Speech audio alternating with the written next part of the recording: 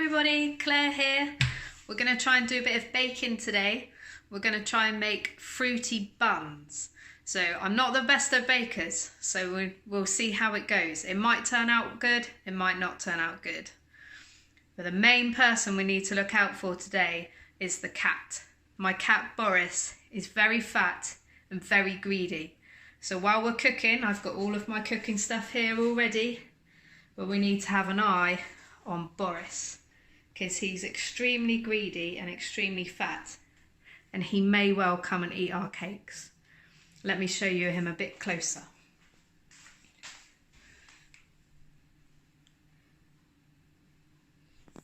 He already looks quite guilty. Let's see how it goes. Right, okay, we need to have a little look at what ingredients we need to make our fruity buns. So, we need 225 grams of self-raising flour. We need 100 grams of butter.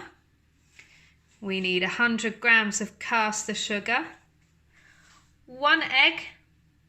We need a teaspoon of milk. Now, I don't drink cow's milk, so I've got oat milk here, but you've probably got normal cow's milk at home. That's absolutely fine. 1 teaspoon. And then we need a little bit of jam. I've got some special jam that I was given at Christmas, some raspberry fizz jam here. The equipment that we'll need, we're going to need a bowl and a sieve. We're going to need 2 trays, because one's not going to be big enough. We're going to need 2. Some little teaspoons and a jug and a fork. Okay, let's get started. So before we do anything else in the kitchen, we need to wash our hands. Remember, 2 lots of happy birthday. So you've got a lot of singing to do. Go and wash your hands. Okay, my hands are clean. I'm ready to go. So I've just put my oven onto gas mark 6, 200 degrees if you haven't got a gas oven. So remember to ask your parents to help you with this. Don't try and put the oven on your own. Okay, make sure you've got a mum or dad to come and help you. Okay, the first thing we're going to do is we're going to sieve our flour into our bowl. So get your bowl. I've got a nice big one here. Put your flour into your sieve. Careful it doesn't fall over the sides. And then just give your sieve a good tap and make sure all of the flour goes through. And that's going to make sure there's no lumps in your cake. Okay, it's going to make sure the flour's all nice and smooth. Keep tap, tap, tapping. And when it gets to the last few bits, you can just push them through the sieve. Okay, the next thing we're going to do is put the butter into the flour. We're going to be using our fingers to rub in the butter into the flour, and we're going to get messy. Let's go.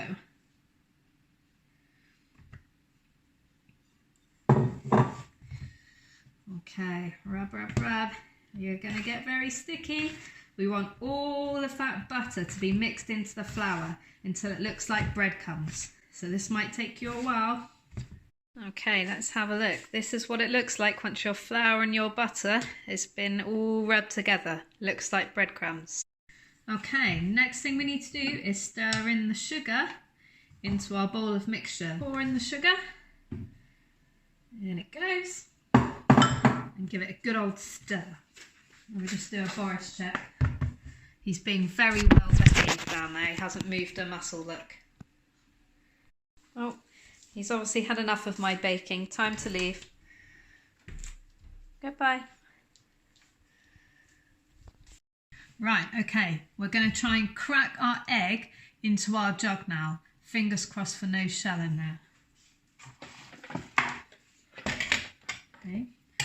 So you want to do it nice and firm on the side of the jug, and then dig your thumbs in and crack it open. There we go. Let's check for shells. Oh, no shells that time. Okay, so I've got my egg in my jug. I'm going to add my tablespoon of milk now. Like I said before, I use oat milk, but you might use just normal cow's milk. That's fine.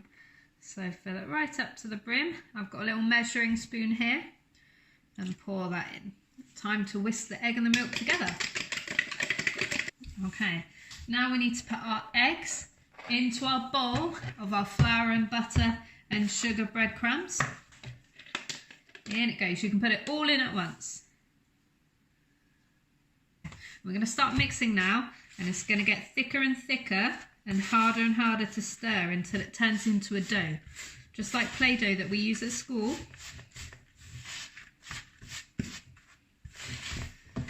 Twist it round and round. Push it all together with your spoon, pushing it down into the bowl. Okay, my dough is now all stuck together and it's very sticky. So now we need to knead it a little bit on the side. So we need to make sure that the side isn't sticky. So we're going to add a little bit of flour onto the surface before we carry on. So I've got some flour here and I'm just going to shake it onto the surface of my side. Can you see that? Okay. Just going to give it a little shake.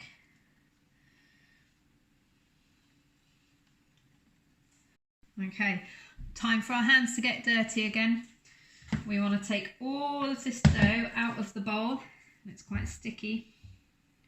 Take it off the spoon, make sure none of it goes to waste. I'm going to take it all out of the bowl. It's quite sticky, so I think it might need a little bit more flour. Get it all out. And you're just going to make sure that it all comes together in a nice ball.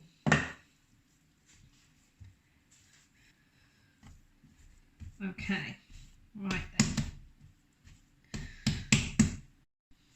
Okay, right. So now we need to chop this dough into 12 pieces. So the first thing we're going to do is we're going to chop it right down the middle. Okay, so make sure it's even. You don't want a little bit and a lot on the other side. You want to chop it right the way down the middle. Chop it down the middle and separate it out. So you've got two doughs. So one over here and one over here. Okay. And then what we're going to do, we're going to chop it in half again. So I've got one lot here and one lot here. So we'll do this one first, chop it in half. Okay. One there. And then we're going to chop this one in half. Okay. So chop it down the middle. There we go. Okay. So now we've got 1, 2, 3, 4. Now we need 12. And there are 3 lots of 4 in 12. So we need to make each one of these 4 pieces into 3 balls. Okay, so we're not going to bother with the knife this time. We're just going to get rid of the knife and we're going to break it up with our hands. Okay, so I'm going to make one ball there, one ball there, and one ball there. You need to make sure that they're fairly even size. And my last one, I'm going to break it up. 1, 2, 3. Okay, we better check that I've got 12. So here we go. 1, 2, 3, 4, 5, 6, 7, 8, 9, 10, 11, 12. Right, we've got 12 little balls of dough and we're going to separate them onto 2 trays. So we're going to do a bit of sharing. So we're going to put one on one tray and then one on the next tray and keep going until we run out. Let's go. Okay, here we go. One on this one on this one on this tray, one on this tray. And we're going to keep going until we run out of balls. One on this tray, one on the next tray, one on this tray, and one on the next tray. One on this tray, one on the next tray, one on this tray, and the last one on this tray. Now we've run out, so let's check. We should have 6 on each. 1, 2, 3, 4, 5, 6. Perfect. Now, as you can see, these balls of dough are not very neat.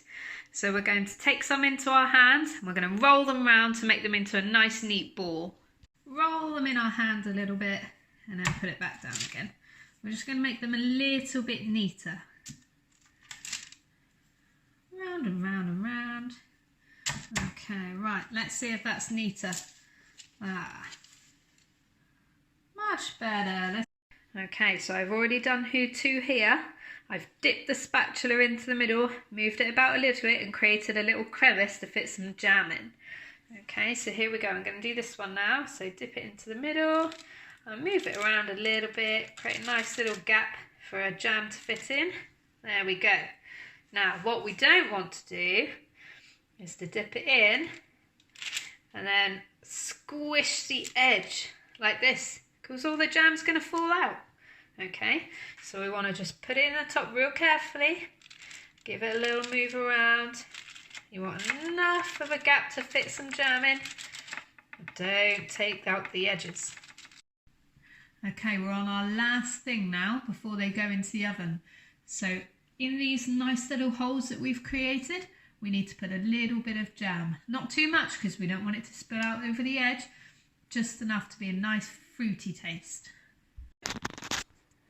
We're going to take our spoon, we're going to scoop out the jam, and then we're going to use our other spoon to just push the jam off into the fruity bun into the middle. And the next one, push it off, a bit more jam, push it off. There we go, make sure that jam stays in the middle. Right, that's it, our fruity buns are ready to go into the oven. Here they are, ready to go into the oven.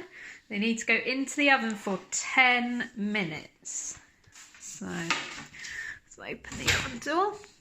I'm going to put these on the top. Now you must remember to get an adult to help you with this bit. Don't try and do this on your own, okay? That's it. There we go. Right, fruity buns are in the oven, so that means I get 10 minutes of cuddle time with the cat.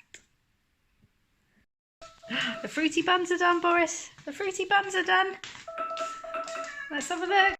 They're not done yet. I'm so sorry, Boris. They need another 5 minutes.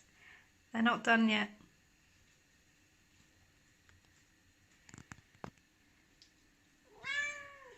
Sorry, buddy. Okay, the fruity buns have come out of the oven and they're looking good. And I've got to say, they smell delicious. It's a shame you can't smell them. So I'm just going to move them over onto a rack for them to cool. And then it will be down to the taste test. Delicious.